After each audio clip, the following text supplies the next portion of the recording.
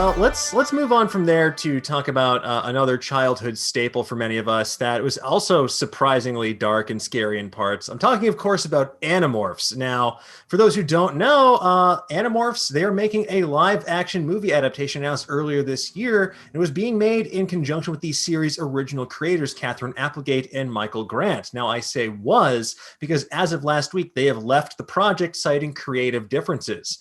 On Twitter, Michael Grant said, "With great sadness, we've decided not to participate further in the Picture Start effort. We may post a full explanation on Reddit later, but for now, let's go with creative differences." And then he linked to a blog post for context by Percy Jackson author Rick Riordan, who infamously hated how the film franchise based on his books just butchered his creation. So that was a bit of a jarring moment.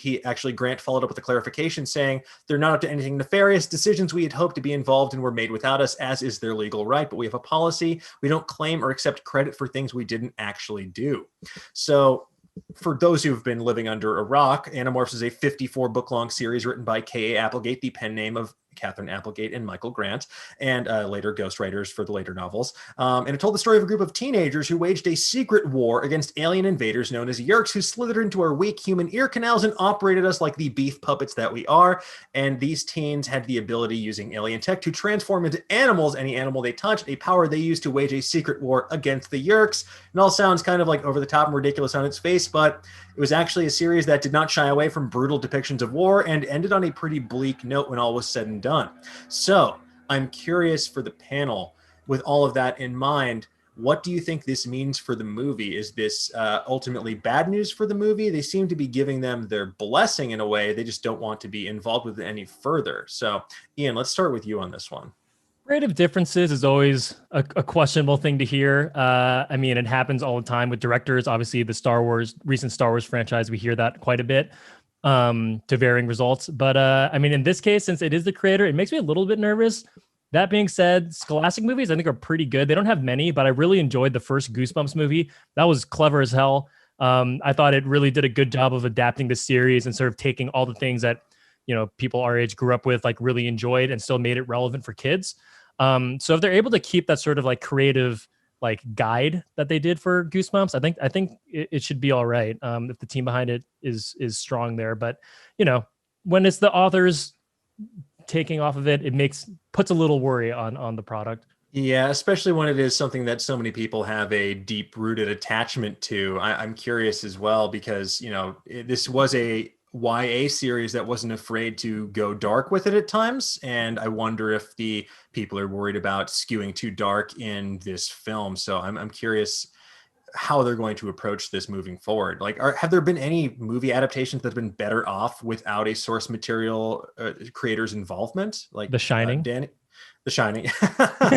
Depends on who you ask. The first one that... So go ahead. No, sorry, go ahead. No, Dan, please. I was just going to say the other one came to mind was the Stephen King thing, which was The Mist, which I believe they came up with an even more dastardly ending for that movie, which if you haven't seen it, buckle up. It is capital D dark. No, you know, I think you were exactly correct of that. They probably wanted to treat it more adult-like, and I think that's why us as kids latched onto these. I also was a huge fan of Everworld, had all of those, which K. Applegate also did, which was also pretty adult-heavy. But honestly, kids don't want you to feed them things that are little kid-like. And I can see executives thinking like, well, we need to make sure that we can capitalize on young families. And unfortunately, then I think there are times when they're like, well, I just can't sign off on this. I also think a lot of times with executives, they'll be like, will they get it though? I think we need to hit them over the head because they won't get it. So a lot of times when you see like, why is this really smart sci-fi franchise hitting me over the head with this metaphor? It's because an executive told them that nobody would get it.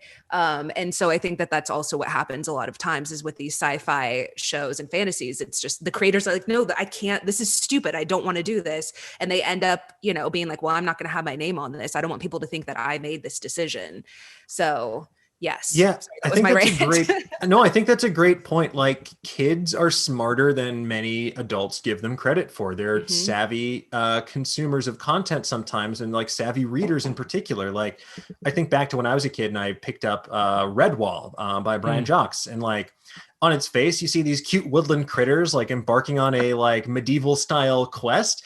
And it gets pretty bleak in places. Like there's death, there's destruction, there's me learning about what a vole is. There's so much in there where you're like, okay, if you look at it's like people that look at Watership Down from a distance and think like, oh, an animated movie with animals for kids, and then it is so much darker than you give them credit for, and that's how you get more interesting adults sometimes because you're forcing kids to confront some of these things and think about them critically through a story like this. But Amy, I'm curious as well. What do you think about this? What does it mean for the movie? And Well, or I was a go big ahead, go ahead.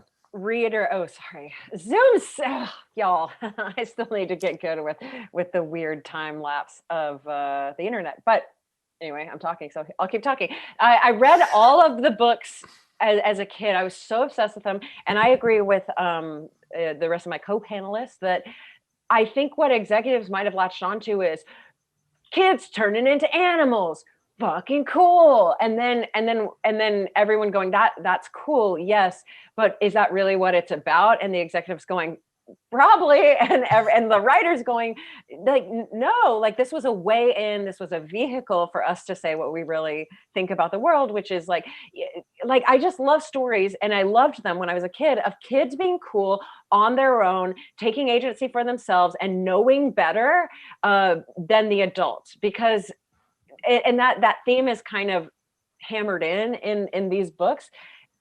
Especially, I remember there being something weird about broccoli, and it's like even the broccoli is bad, and kids know that broccoli is bad. And do y'all remember that? I don't remember what it was, but it was like broccoli is an alien life form or something like that. And I don't. Somebody in chat Google it. Broccoli has something to do with it, but kids by nature don't like vegetables. They don't like green vegetables. They don't like broccoli, and that theme, it kind of in a silly way in the book, is made like very important. Like, yeah, broccoli's totally alien and the kids know better. So there was an Animorphs TV show, and I Ran remember for two seasons. I loved the books, and I didn't love the TV series, and I don't know where they missed the mark. I was too young and I don't remember it, but I remember being like, oh, I guess the cool CG was kind of neat, but that it just wasn't why I was reading the books.